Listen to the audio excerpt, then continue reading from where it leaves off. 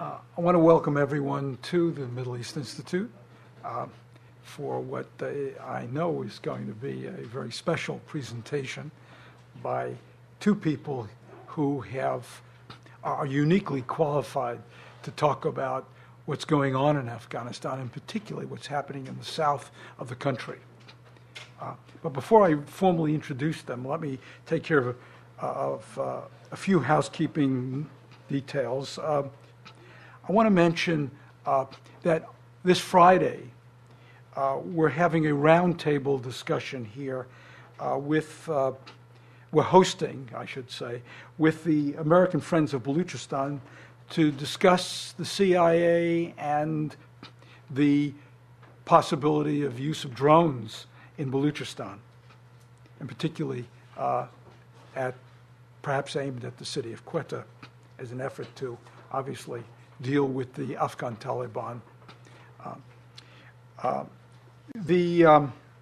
Selig Harrison, who's director of the Center for International Policy, and Ahmar Mustakhan, founder of the Friends of Baluchistan, are among the speakers for that event. There are just a few seats because it's a very limited group. There are just a few seats left for that. So if you are interested in attending, please see one of our interns or see me at the end of the presentation today, or you can, but let us know, and then you could also register on the internet. Next week, I want to mention that we have a very exciting program on March the 10th. That's Wednesday next week, and that's one of the finest American historians on the Arab world is going to talk about and sign his latest book. It's called The Arabs, A History. Eugene Rogan is the director of Oxford University's Middle East Center, and his book has had rave reviews. I've read at least one of them, which indeed qualifies as a rave review. And this book traces Arab political history with the rise of the Ottoman Empire through current times. Again, that event is a week from today, the 10th, and it'll be right here. So let's get on now with our program, and we have Alex Strick van Linschoten on the left here, and Felix Kuehn on my right. And as I mentioned, they are now veteran observers of what's been going on, particularly in Kandahar.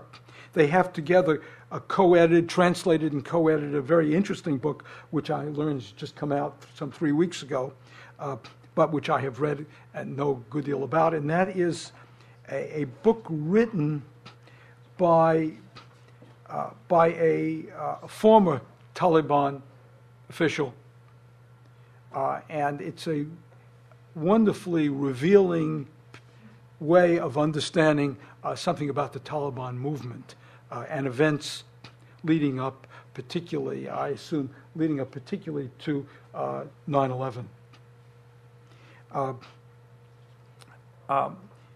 They're working currently on another volume, which will be their own, and it deals with the history of southern Afghanistan from 1970 to 2001. I think that the promotional material has more on their biographies, so I won't take any more time except to say how pleased we are to have them here in the States and visiting MEI and joining us for this, I know, a very interesting program. So please, let me turn it over to Alex and Felix.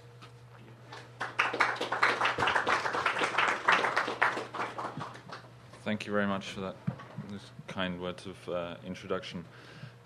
Felix and I want to talk basically about two things today. We want to talk a little bit about the book because Mullah Zaeef is so emblematic of things that happened down in Kandahar and in southern Afghanistan in the history. He was there for a lot of it. And then we want to talk a little bit about what's going on in Kandahar now, and maybe at the end glance a bit towards the future. We've been hearing lots of things about the new military operation, negotiations, these kinds of things. and maybe we can explore that in more detail afterwards in the kind of question session. So if we start with Mullah Zaeef, in fact that's the English cover, the American one looks like this.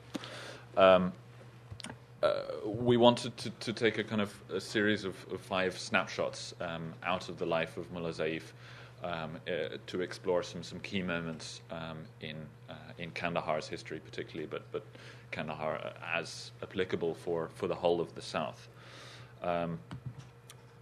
Mullah Zaeef was born in 1968, but really the first momentous event in his life and most people of his age in southern Afghanistan was the 1980s war.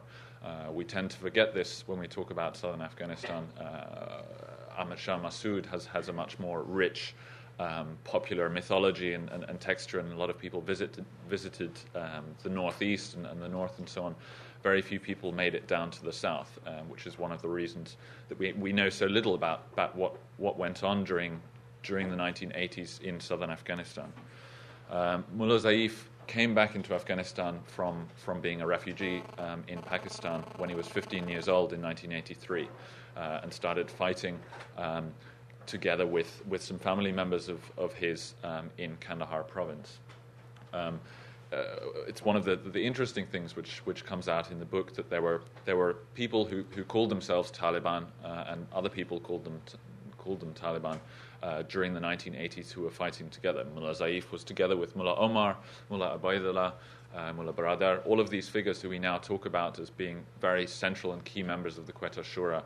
They were all fighting together during the 1980s in quite a specific area. And they were different from other Mujahideen groups in some ways. They had a mediating function. They operated courts in order to solve disputes between different groups sometimes. And in this specific area where they were based, they were very important. I mean, there were very few other Mujahideen groups. The event I want to look at took place in 1988 in a place called Sangisar, which is west of Kandahar city. It's a place where we're still dealing with nowadays. It was one of the penultimate battles prior to the Soviet withdrawal from the south. Mullah Omar was there, Mullah Abdullah, they were all there, and it was a very intense fight.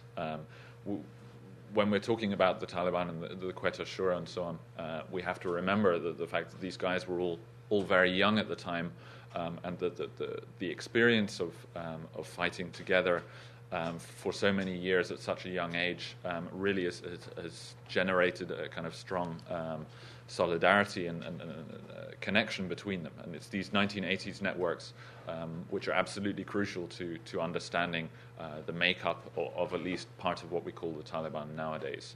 It's something we often forget about the 1980s. Also, the 1980s was very important in that Mujahideen commanders who perhaps had no social standing or particular tribal background prior to the war, on the basis of money and funding they got, supplanted the old traditional leadership, and it's a lot of these people are still around and still being funded to a large extent by us. If we fast forward to 1994.